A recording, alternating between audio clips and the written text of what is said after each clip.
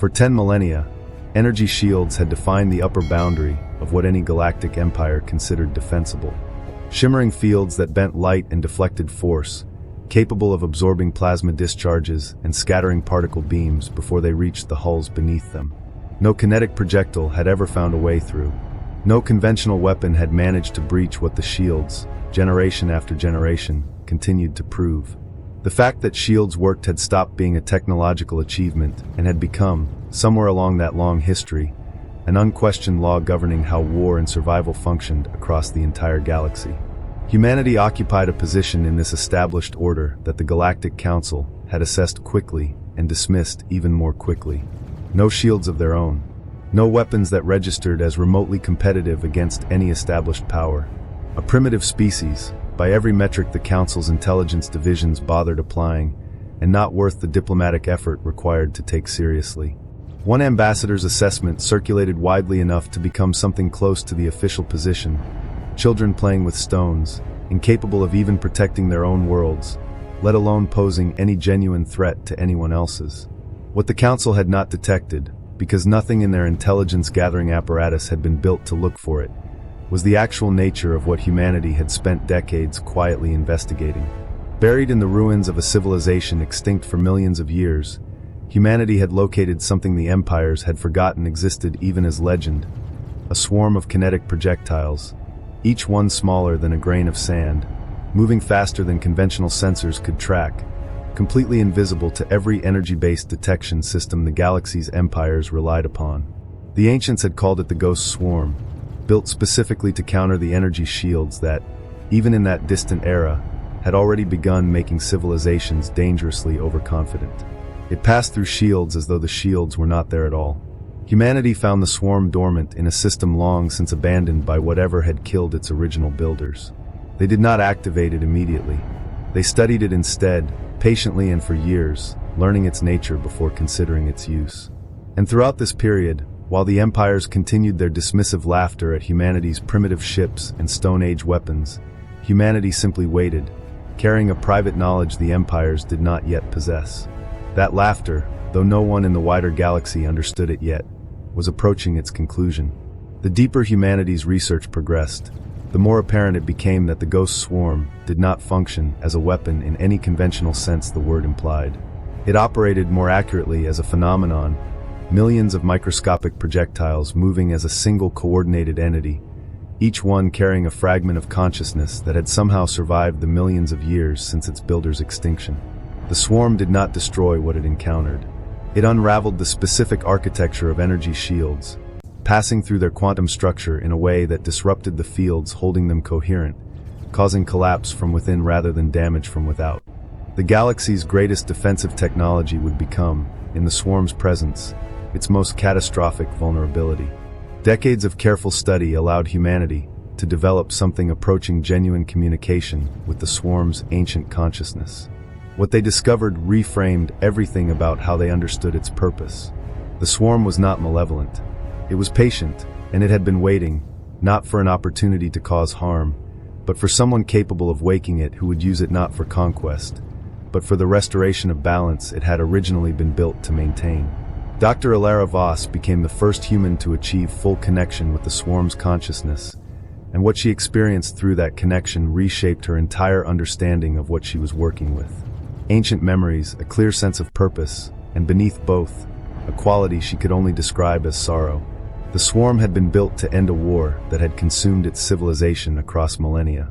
It had succeeded in that original purpose, and then it had gone dormant, waiting through the long silence that followed for the next moment when balance might again require restoration. Ilara made the decision that would define everything that followed. She would not unleash the swarm unilaterally. She would offer the galaxy a choice first, a warning, an opportunity to abandon their reliance on shields voluntarily, and learn an alternative approach before any demonstration became necessary. She understood, even as she prepared the offer, that the empires would likely refuse it. They generally did. Ilara's broadcast reached every major power in the galaxy simultaneously, delivered with the directness she had decided the situation required. Their shields were not invincible. Humanity had located a force capable of penetrating them completely. She offered a choice: voluntary dismantlement of shield technology, or a demonstration of what existed beyond the protection the empires had spent 10 millennia trusting absolutely. The response arrived in the form the humans had anticipated. Laughter, delivered through the established channels of galactic diplomacy, with the specific confidence of powers who had crushed every previous species that had dared challenge their dominance. A primitive civilization with no shields of its own and no weapons worth assessing could not credibly threaten anyone.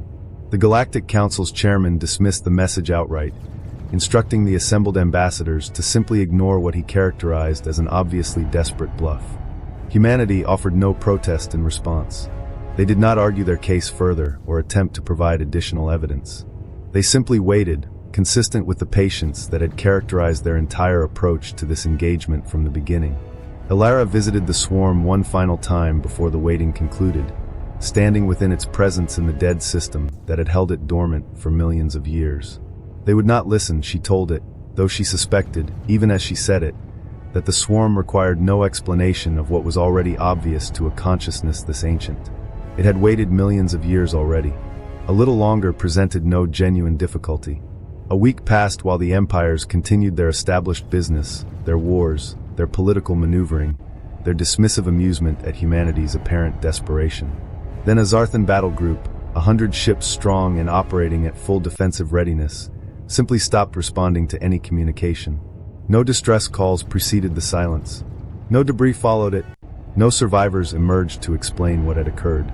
The Galactic Council, confused and increasingly concerned, dispatched scouts to investigate. The scouts found absolutely nothing where the fleet had previously existed.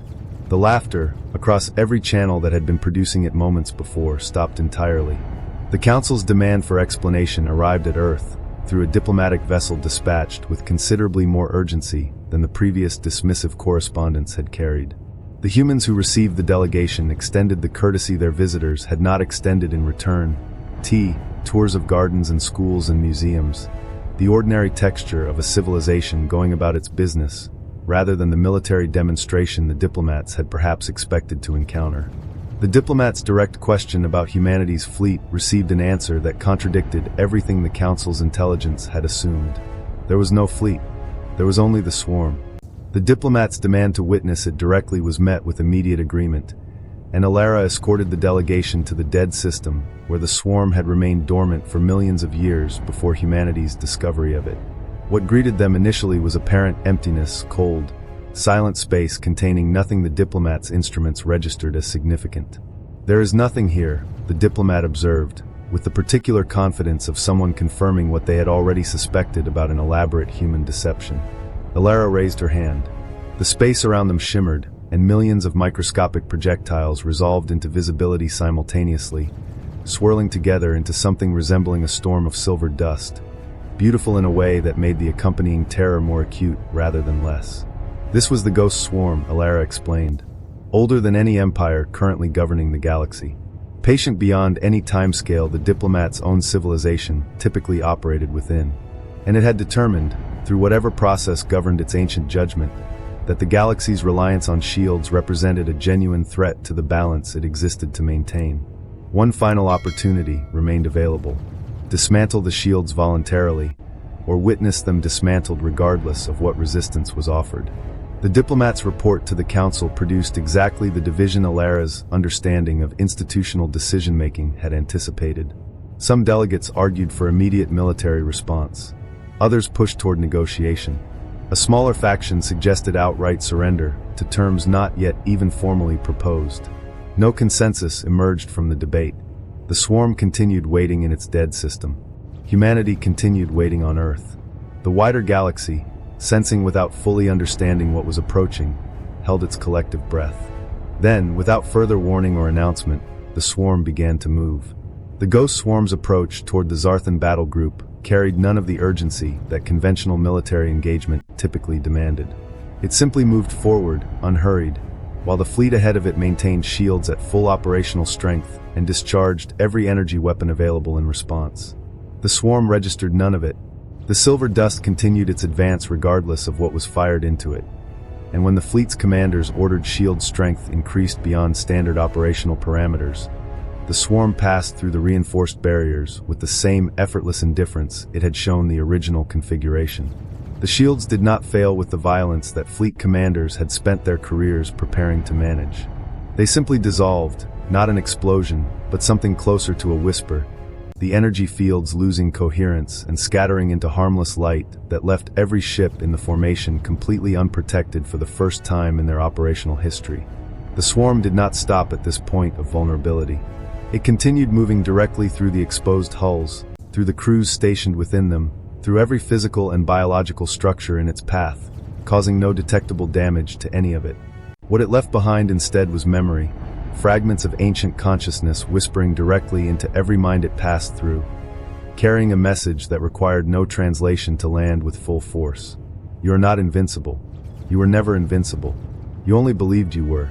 The crews who experienced this transmission responded in ways that varied by individual, but converged on a common emotional intensity. Some wept without being able to articulate why. Others laughed in a manner that bore no relationship to humor. A few simply sat motionless, staring at instruments that no longer held any meaning relative to what they had just experienced. The Zarthan commander's transmission to the council carried a desperation that no previous communication in his career had required. The shields were useless. The swarm was everywhere and nowhere simultaneously, impossible to fight because it offered nothing resembling a conventional target. It was not a weapon in any sense his training had prepared him to counter. It was a teacher, and the lesson it taught, delivered without violence, without casualties, without anything his instruments could classify as an attack, was that safety, as his entire civilization had understood the concept, had never genuinely existed in the form they assumed. The council, receiving this assessment, fell into the kind of silence that follows genuine paradigm collapse. The swarm had spoken, and for the first time in the engagement's unfolding history, the galaxy was actually listening. The Empire's scientific establishments threw themselves into understanding what had happened with an intensity that reflected genuine institutional panic, rather than mere academic curiosity. Their primary defensive technology had proven completely ineffective against a force that had caused no measurable harm, while simultaneously demonstrating absolute capability to override every protection they had relied upon. The combination produced results that exceeded their existing frameworks for categorizing threats. Detailed examination of affected crews found no radiation exposure, no cellular damage, no detectable psychological trauma in any clinical sense their medical sciences could identify. The memories the swarm left behind were not harmful in the destructive sense the term usually implied. They functioned instead as something closer to correction, revealing truths each affected individual had been avoiding, fears they had buried, specific self-deceptions they had maintained across years or decades of denial. Dr. Thessa, a Veth scientist whose research into the phenomenon attracted attention across multiple species, published findings under the title, The Ghost Swarm, a phenomenon of collective consciousness that reframed the entire engagement in terms the galaxy had not previously considered. The swarm did not represent an attack, she argued. It represented therapy, delivered at a scale no individual practitioner could approach. It was not attempting to destroy the empires it touched. It was attempting to heal them, showing each affected consciousness its own wounds so that genuine acknowledgement, rather than continued avoidance, finally became possible. The empires, she wrote, had maintained collective denial across millennia of unbroken existence. The swarm was simply ending that denial, whether its targets welcomed the ending or not. The paper generated exactly the controversy its content guaranteed. Some characterized it as dangerously naive, providing intellectual cover for what remained, in their assessment, an act of psychological violation. Others found it genuinely brilliant, offering the first coherent framework for understanding something that had otherwise defied explanation. Regardless of which position any individual reader ultimately adopted, everyone across the galaxy's scientific and diplomatic communities found themselves reading it, and the conversation that followed shifted in a direction none of the original military assessments had anticipated. The question under discussion was no longer how to fight the swarm. It had become, instead, what the swarm was actually trying to teach. Humanity, observing this shift unfold from Earth with the same patience that had characterized their entire approach, allowed themselves a quiet satisfaction. The lesson, against considerable initial resistance, was genuinely being learned. Not every empire receiving the swarm's lesson responded with the reflective openness that Dr. Thessa's framework suggested was possible. The Zarthan, humiliated by what had happened to their battle group and unable to process the experience as anything other than violation, demanded outright that humanity destroy the swarm immediately. Their admiral characterized it formally as psychological warfare, a fundamental breach of the sanctity that conscious thought deserved regardless of what context surrounded it. Ilara's response avoided the confrontational register the accusation might have justified. The swarm violated nothing, she explained. It revealed what already existed within each consciousness it touched. Whatever shame the Zarthan felt in response to that revelation belonged to them, not to the mechanism that had simply made the existing truth visible. The Zarthan found this explanation unsatisfying and pursued the alternative their military doctrine instinctively favored, constructing new shields, engineered specifically with the swarm's documented behavior in mind, theoretically resistant to the quantum disruption that had collapsed their previous defenses. The swarm passed through these reinforced designs with the same effortless indifference it had shown the originals. It had been built millions of years earlier, specifically to counter shields. No subsequent engineering effort, regardless of sophistication, altered that fundamental relationship. Increasingly desperate, the Zarthan attacked a human colony directly, apparently believing this escalation might compel humanity to recall the swarm and prevent further exposure. The strategy failed on its own terms immediately, because humanity possessed no mechanism for recalling a force they had never controlled in the first place. The swarm operated according to its own ancient judgment, responding to the attacking fleet not with destruction, but with the same revelatory process it had applied previously. The Zarthan fleet that had launched the attack returned home fundamentally changed by the experience, rather than victorious, in any sense their original orders had intended. Some officers resigned their commissions outright. Others initiated peace movements within their own military structure. A few simply sat in extended silence, processing what they had been shown about themselves with no immediate capacity to articulate it. The Zarthan Empire, which had represented the galaxy's most formidable military power across its recorded history, began to fracture, not through any external force applied against it, but through the accumulated internal pressure of genuine self-reflection, finally breaking through defenses that had held for generations. The swarm had accomplished something no conventional weapon in galactic history had managed. It had compelled an empire to genuinely see itself, and that seeing, once achieved, could not be undone through any subsequent military or political effort. The Zarthan Empire's transformation unfolded across decades, rather than collapsing in any single dramatic moment, which made it considerably more durable than a sudden upheaval might have proven. Former soldiers gradually transitioned into roles as mediators, applying the discipline and attention their military training had cultivated toward the considerably different work of resolving conflicts rather than prosecuting them. Admirals who had once commanded battle fleets found themselves, often to their own surprise, drawn toward education, teaching subsequent generations frameworks for understanding power that their own careers had never required them to develop. The Empire's substantial military infrastructure was gradually repurposed across this extended transition. Facilities that had once produced weapons systems retooled for educational programs, healthcare initiatives, and the kind of cultural exchange that the Empire's previous isolationist defensive posture had actively discouraged. The swarm continued its work throughout this period, extending its reach to every world and species willing to receive its particular form of unrequested, but ultimately clarifying attention. It discriminated against nothing and judged nothing it encountered. It simply revealed whatever truth each consciousness it touched had been avoiding, regardless of whether that consciousness welcomed the revelation or actively resisted it. Resistance, however determined, proved consistently futile against a force whose patience had already demonstrated itself capable of outlasting millions of years of dormancy. A little additional resistance from any individual empire registered, from the swarm's perspective, as essentially negligible. A young human historian named Kale, studying the swarm's accumulating effects across multiple affected civilizations, produced an account titled The Mirror of the Ancients that offered a framework for understanding the swarm's original purpose beyond mere defensive function.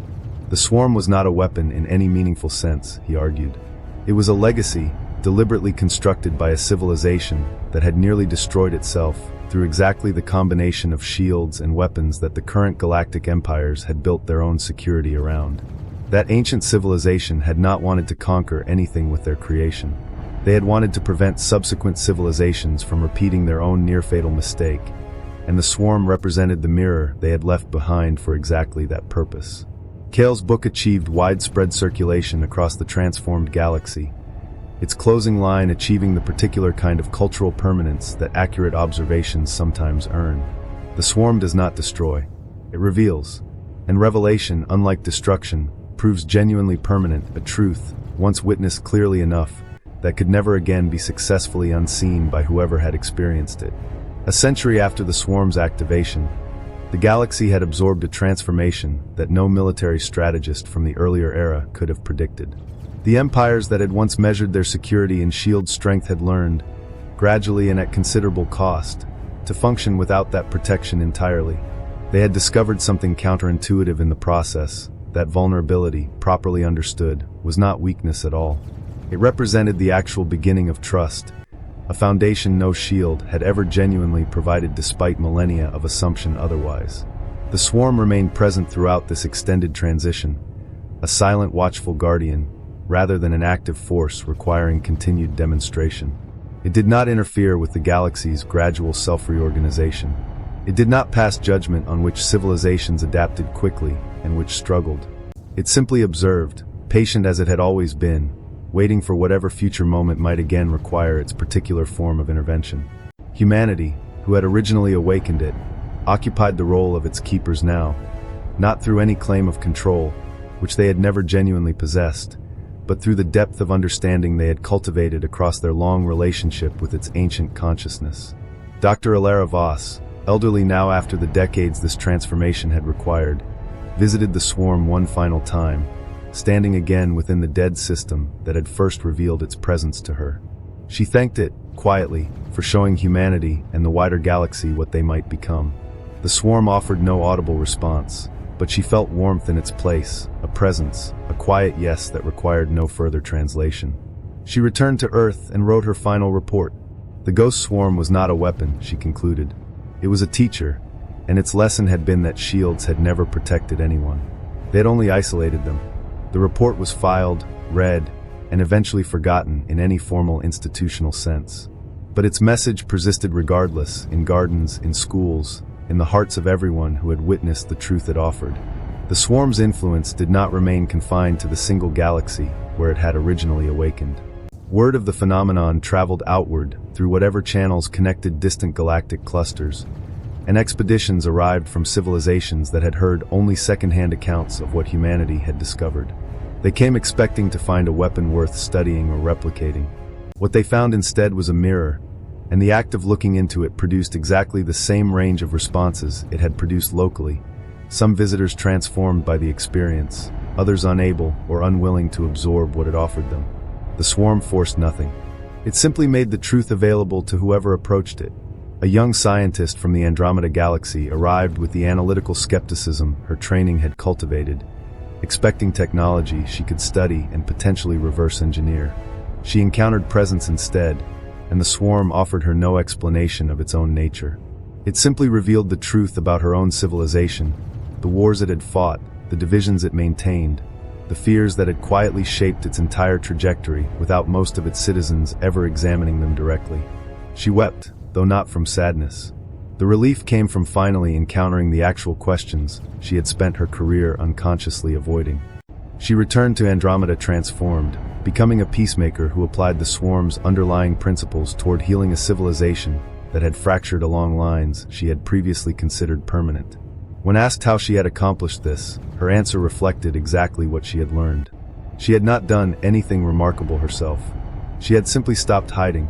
The swarm had taught her that truth was not something requiring fear. It was something deserving embrace. Her words spread, carrying the swarm's lesson across galaxies, not as a weapon transmitted through conquest, but as a gift that, once genuinely accepted, could never afterward be taken back. Humanity, having set this entire extended transformation into motion, settled gradually into a role considerably quieter than their initial capability might have suggested they would occupy. They did not pursue power or expanded influence in the aftermath of what they had revealed. They simply continued existing, tending gardens, raising children, telling the accumulated stories of their own history alongside everyone else's. They had become, in the galaxy's evolving understanding of itself, something like its memory, a place where difficult truth was preserved not as a weapon held in reserve, but as a reminder available to anyone who needed it. A human child asked her grandmother, during one of the ordinary conversations that passed between generations, why humanity had not simply kept the swarm exclusively for themselves once they had discovered and understood it. Her grandmother considered the question with genuine care. The swarm did not belong to humanity, she explained.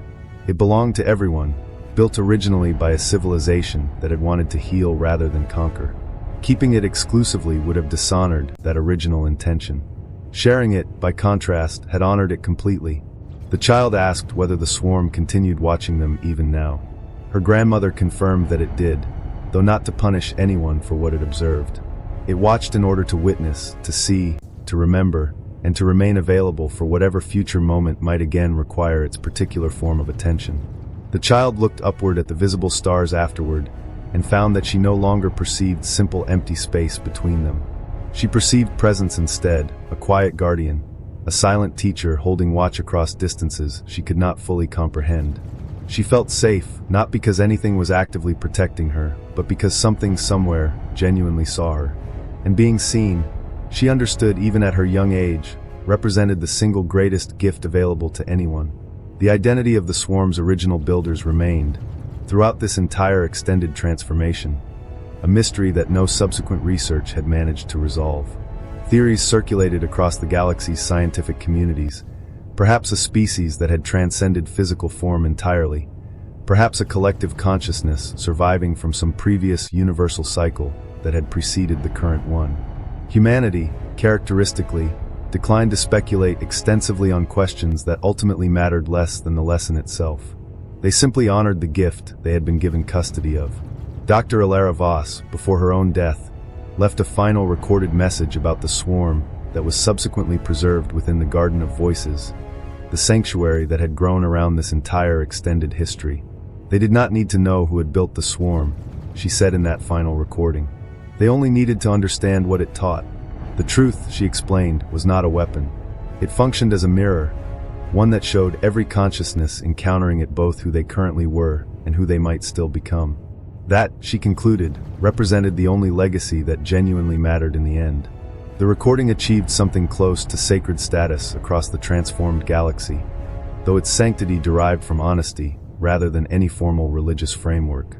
Beings from every species that had encountered the swarm's influence traveled to the Garden of Voices specifically to hear it. They listened. They nodded in recognition. They left changed by the encounter, much as the swarm itself had always changed whoever approached it with genuine openness. The swarm, once feared throughout the galaxy as an incomprehensible threat, had become instead something closer to revered, not worshipped as any kind of deity, but respected as a teacher. The finest teachers humanity had learned through this entire extended process were the ones who revealed truth, and then allowed each individual to determine independently what to do with what they had been shown. The swarm had always done exactly that. It would continue doing so indefinitely, and Alara, across her own long life of studying it, had concluded simply that this was enough. Generations accumulated following the swarm's initial activation, and the dead system where it remained continued holding its silent, patient presence exactly as it always had, unmoving, unspeaking, simply existing with the particular eternal quality that ancient consciousness apparently sustained without effort. The wider galaxy had moved considerably further along its own trajectory of transformation. Energy shields, once the absolute foundation of every fleet's defensive doctrine, had become relics displayed in museums alongside other obsolete weapons from earlier historical periods. The swarm's lesson had settled into cultural memory at a scale that made it part of standard education rather than living controversy. Children learned, as a matter of basic curriculum, that vulnerability did not represent weakness and that truth, however uncomfortable, did not constitute a threat requiring defense against it. Sora, a young human historian dedicated to studying the swarm's accumulated effects on galactic civilization, visited the dead system to experience its presence directly rather than relying solely on archival accounts. She felt no fear standing within it. She felt connection instead, and she spoke to it with the directness her research had cultivated. It had changed everything, she told the swarm. It had revealed that shields had functioned as walls humanity and every other species had built around their own hearts, their worlds, their fundamental selves. When those walls finally fell, genuine freedom had become available for the first time. The swarm offered no audible response, but she felt warmth in its place, a quiet acknowledgement that required no further translation. She returned to her own world afterward and wrote a comprehensive account titled, "The Walls That Fell," tracing the swarm's complete impact from its earliest activation through the present transformed moment. Its closing line achieved considerable cultural circulation. They had built walls originally to protect themselves. They had torn them down eventually to free themselves. And they remained, even now, still learning to live without them. The swarm's influence extended well beyond psychological and cultural transformation into genuine technological innovation. Without shields available as a default defensive option, empires across the galaxy had redirected their considerable resources toward diplomacy, early warning systems designed to prevent conflict before it began, and the increasingly sophisticated art of de-escalation. Warfare, once a near-constant feature of galactic existence, had become genuinely rare across the transformed civilization. The galaxy, previously divided by literal and metaphorical walls, found itself connected instead by mutual understanding cultivated across generations of deliberate practice. A young KRLL engineer named Kale developed technology directly inspired by the swarm's underlying principles, though what he created bore no resemblance to any weapon. It functioned, instead, as a communication device, utilizing the same quantum resonance the swarm itself employed to transmit feeling rather than language across vast distances. Beings separated by light years could share emotional states directly: joy, grief, fear, hope, transmitted with a fidelity that words alone had never achieved. The device became known as the Resonance, and it spread rapidly across the transformed galaxy. Diplomats used it to establish trust more efficiently than negotiation alone permitted. Lovers used it to maintain connection across interstellar distances. Parents used it to comfort children separated from them by circumstances neither could control directly. When asked about the invention's origin, Kale consistently redirected credit away from himself. He had not invented anything original, he insisted. He had simply learned from the swarm, which had taught him that the truest form of communication existed not in words, but in presence itself. The resonance functioned merely as a tool for transmitting that presence across distance. The swarm remained the actual teacher throughout the entire process. The galaxy embraced his invention enthusiastically, recognizing in it confirmation of what the swarm's original gift had always represented: not a weapon to be feared, but a door opening toward deeper connection than anyone had previously achieved. The resonance's reach extended beyond the original galaxy entirely, adopted by civilizations in distant clusters who had heard accounts of its remarkable capability for transmitting genuine connection across previously insurmountable distances. The swarm's influence, originally confined to a single regional transformation, had become genuinely universal in scope.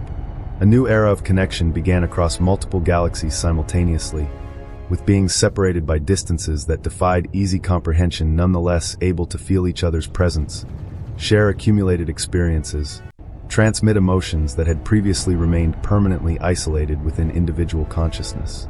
The universe itself seemed to contract, not in any physical sense, but in the considerably more meaningful sense of accumulated emotional distance. A being from a distant galaxy, having traveled a full billion light years specifically to witness the swarm directly, arrived expecting something grand and technologically impressive. She found instead a quiet presence, patient and warm in a manner that exceeded her prior expectations entirely. She addressed it directly, acknowledging what she had come to understand. It was the source of the resonance, the reason beings across impossible distances could now feel connected to one another. The swarm offered no audible reply, but she felt warmth in response, the same quiet yes that had become characteristic of every genuine encounter with its ancient consciousness. She remained within the dead system for a full year, gradually learning to perceive the swarm's presence with increasing clarity and nuance.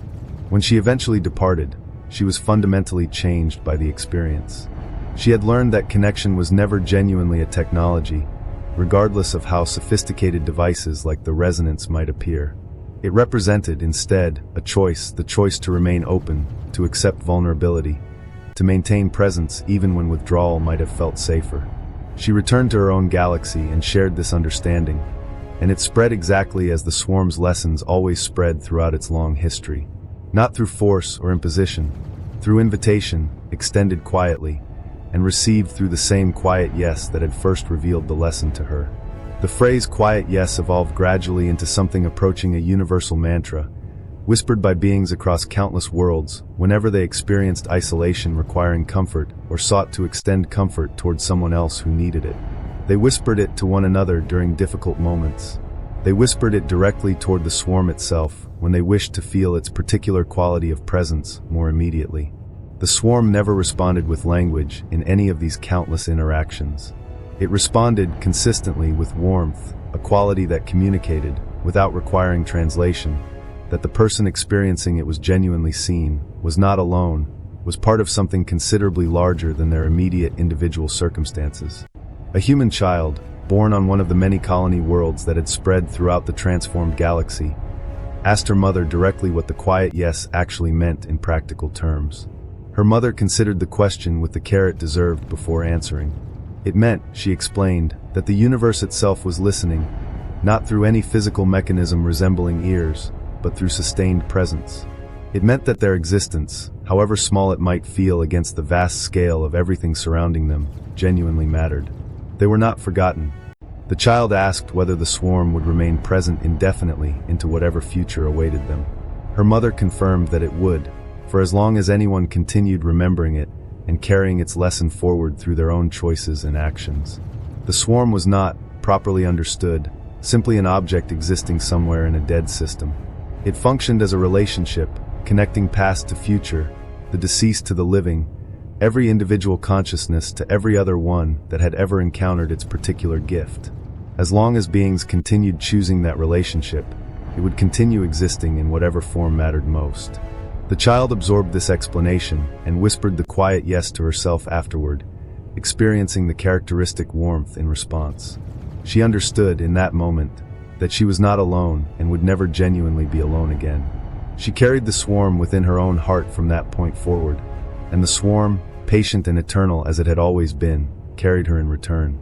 Thousands of years accumulated following the swarm's original awakening, and across that extended span, the resonance had transformed from remarkable innovation into universal constant, as fundamental to galactic existence as the energy shields it had ultimately replaced had once been to an earlier era. The galaxy, previously divided along the hard boundaries that shields had once enforced, now found itself connected instead through sustained presence, cultivated deliberately across countless generations of practice. Humanity, the species that had originally awakened the swarm from its long dormancy, had themselves become part of the galaxy's accumulated mythology, remembered as the ones who had located the ancient gift and chosen, deliberately, to share rather than hoard it. They were remembered, equally, as the ones who had taught an entire civilization how to genuinely listen.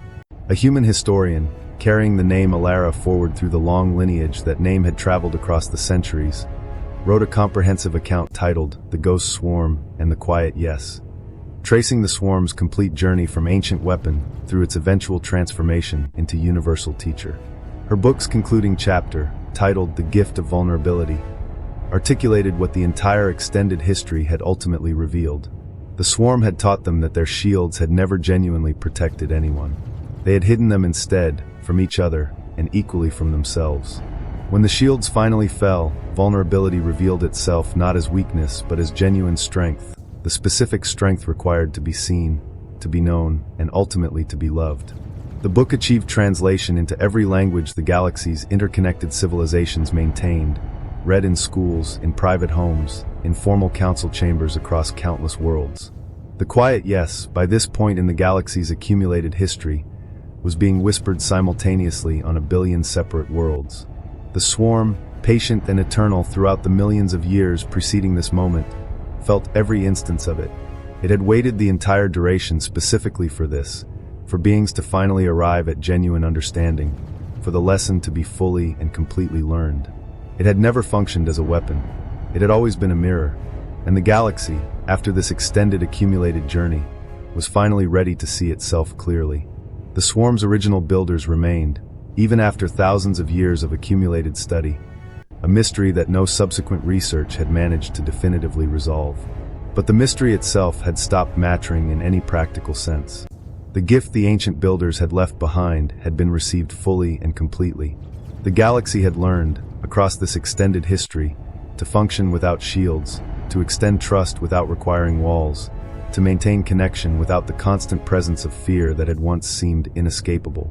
The swarm, in the most meaningful sense available, had succeeded entirely at its original purpose. It had been built to heal. It had healed. A young KRYLL engineer visited the dead system on the 10,000th anniversary of the swarm's original awakening, though she arrived with a purpose distinctly different from the research that had originally motivated similar visits. She came not to study the swarm, but specifically to thank it. Standing within its ancient presence, she expressed her gratitude directly. "Thank you," she said, "for showing them what they might become. Thank you for waiting through all those millions of years until they were finally ready to receive what was being offered." The swarm offered no audible response, but she felt the characteristic warmth regardless, the quiet yes that had become, across this extended history, its consistent signature. She returned to her own world afterward and planted a garden specifically in the swarm's honor, naming it the Garden of the Quiet Yes. It became, over subsequent years, a genuine site of pilgrimage, drawing beings from across the galaxy who came to sit within its silence, to feel its particular quality of presence, to whisper their own quiet yes into its receptive stillness.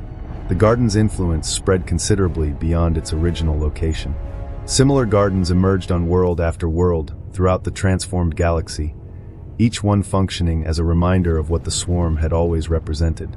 Not a weapon to be feared, but a teacher offering truth freely. The finest teachers, humanity, and the wider galaxy had learned together across this extended process, were the ones who revealed truth, and then allowed each individual consciousness to determine independently what to do with what they had been shown. The swarm had always done exactly that. It would, everyone now understood with complete confidence, continue doing so indefinitely. The Gardens of the Quiet Yes evolved, across the years following their initial establishment, into the galaxy's most genuinely sacred spaces, sacred not through any formal religious designation, but through the more demanding quality of honesty they consistently cultivated in everyone who entered them. Within their boundaries, beings could lower whatever defenses they typically maintained elsewhere. They could be genuinely vulnerable. They could simply exist as themselves, without performance or protective pretense. A young Veth poet, visiting one such garden during a period of personal searching, produced a verse that achieved considerable circulation throughout the transformed galaxy. Within the Garden of the Quiet Yes, she wrote, no walls existed. Only presences remained, meeting one another without fear, offering yes without reservation or qualification. The verse was subsequently carved at the entrance of nearly every garden established afterward, and visitors who read it before entering found that its description matched accurately what awaited them within.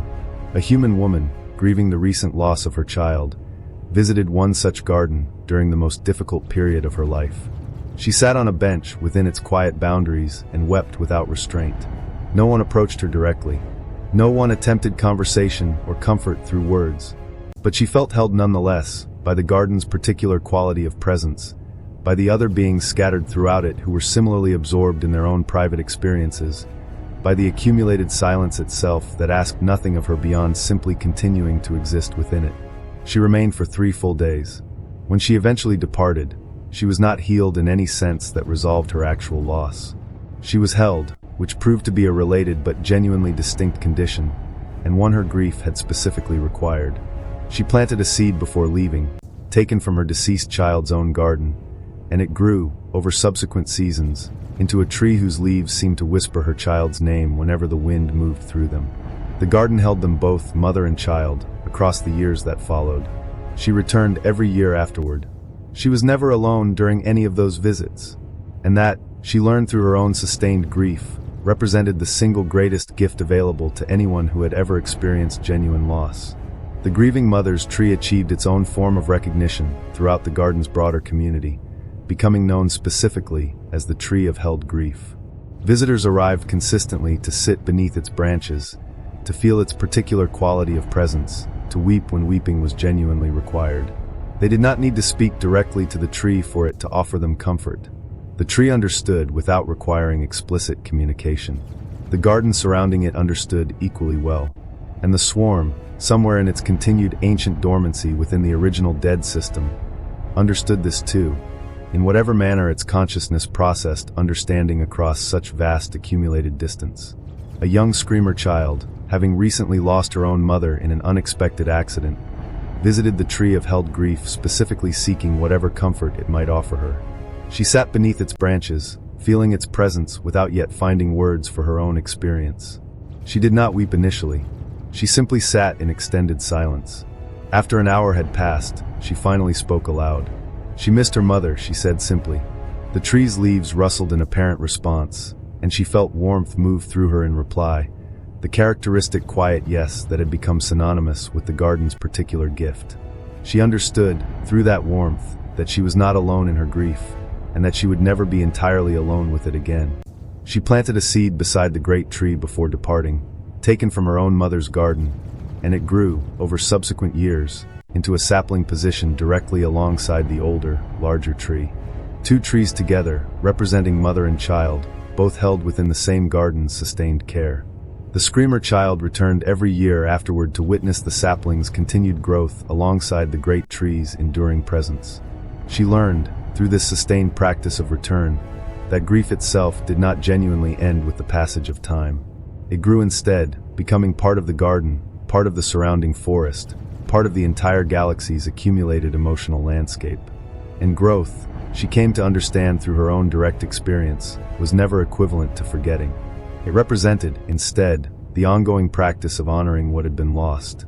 She carried this understanding forward throughout her own subsequent life, and she would carry it, she knew with complete certainty, for as long as she continued existing.